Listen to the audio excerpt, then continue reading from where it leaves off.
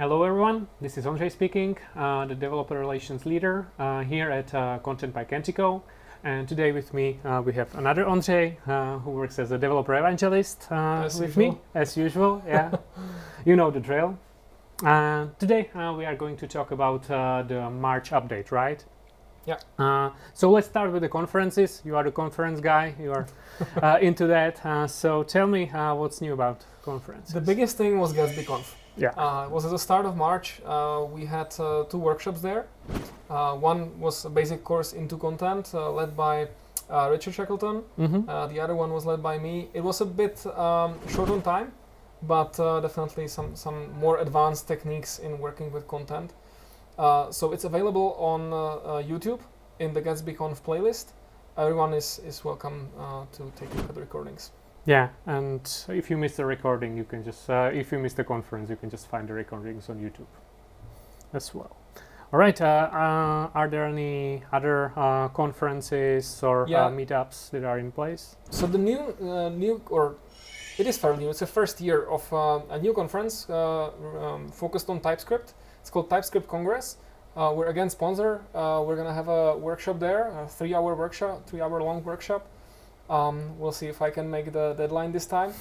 But you're gonna find us there, and but that's not it. There are other conferences planned. We're definitely gonna meet everyone, hopefully on site in Amsterdam in June. Cool. So we definitely plan on doing that, and there will be probably some content only event in the first half of the year. Mm-hmm. But I don't want to spoil the news just yet. All right. And I know that you have been doing some TypeScripting when you are rewriting the Content AI website, so you are pretty skillful now in TypeScript and using types all the time, right? That was a big project. For you who are watching, we recently switched our site into Next.js, and we really spent a lot of time on converting all the components into TypeScript. The good thing is that the developers working on the project now really enjoy their work, but it was a long way. Yeah, I also saw you on the developer podcast led by Brian McKeever, Kontent Rocks. You were talking about the advanced workflow. Can you tell us a little bit more about that? Yeah, because we were using advanced workflows in one of our production projects where we also connected it to a serverless function via webhooks. And there is some kind of automation behind the whole project. It works very well. But I don't want to spoil the news, so if anyone wants to, get more details, the podcast is there. And I also wanted to touch, because Brian McKeever is an MVP, right? And I wanted also to mention Ilash Mistry and his meetup, because the meetup was 1 month ago in February, but we finally got his great swag. So you see this sweatshirt? It's got an I am logo here. So if you want to get one for yourself, definitely watch over Ilash's Twitter. He's gonna be making some contests. Looking forward to that. Yeah, we don't have just that. Yeah, we have also water bottles and all the other stuff. Cool. And how about the blog? Is there anything new on the content blog or out of the content environment? Some new content pieces? Well, apart from our blog getting blazing fast with Next.js, right. There is a new great article by Tom Marshall.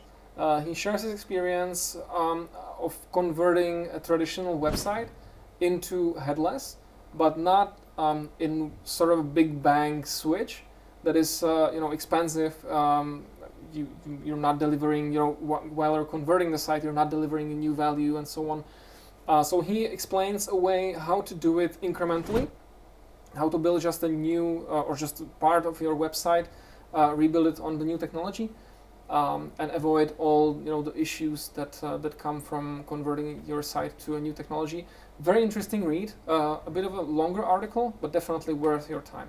Yeah, I definitely recommend it because at the end there is a list of issues that you basically are facing if you decide to do this way of upgrading your site, and there are also the solutions for them. So pretty handy one. Absolutely.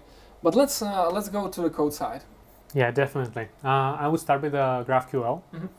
There has been the third release out there, so there are a couple of new features that we picked based on the feedback from our customers.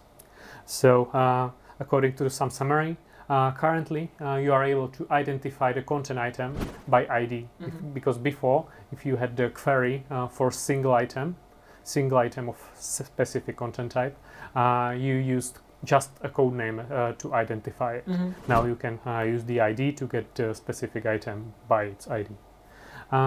There has been also some paging enhancements, because before the paging was prepared to implement just the infinite scrolling. So now you are able to create a classic paging with counting how many pages you have. You can go forward and back and skip a couple of pages, like the old school paging, you know. Right. And that's because of the total count, limit, and offset. So you have all the information you need to count it. And there is one pretty handy feature, and this is the information about the complexity of your query, because you can send a query. In the response you get the two information. The first one is according to the complexity of the query, and the second one is about how many resources it consumed. Cool. And should I, as a developer, like, why should I care about that? Shouldn't content solve all the complexity for me?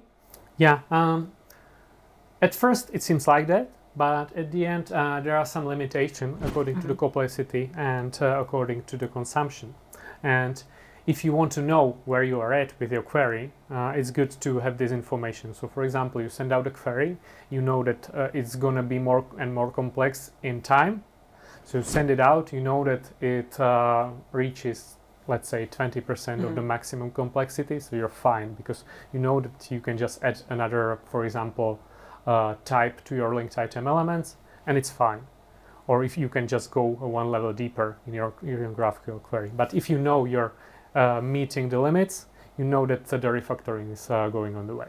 Yeah, it's true. Then when I was testing out GraphQL endpoint and I checked too many items, I was getting error that the query is too complex. Yeah, so yeah. That actually solves the issue. But let's talk about .NET as well. I know that some people are really waiting for the .NET 6 support. Is that coming? Yeah, definitely. We already opened it up in the horizons. At the time, we were just talking about the new features in the SDKs. But now we are at the phase that we are transferring the betas into the final versions. Right. And we decided to go and support the .NET 6 for all of the SDKs. Currently, it's a thing for a .NET Delivery SDK, because we already converted it from the beta to final version. So now it supports .NET 6 and also .NET 5. We decided to go to the multi-target support.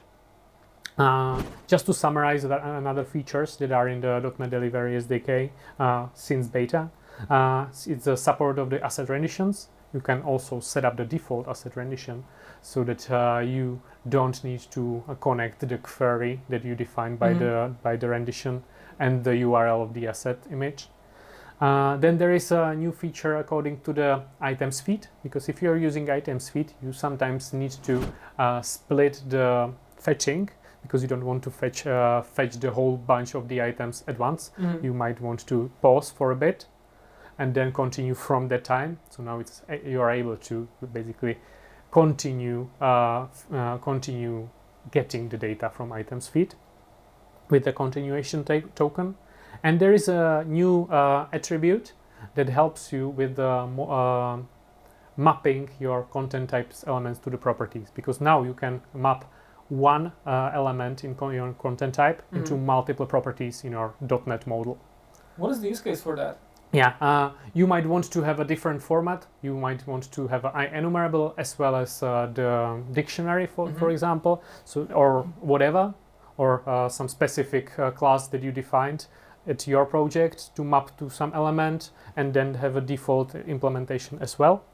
And there is a new, let's say, side bonus, which helps you to map the code names of the linked items element, even if you don't have the information about the whole context, because you get just the code names in that. Right. So you can map them to the list of string or enumerable strings. I think we should start adding code examples to this news videos. Yeah, maybe.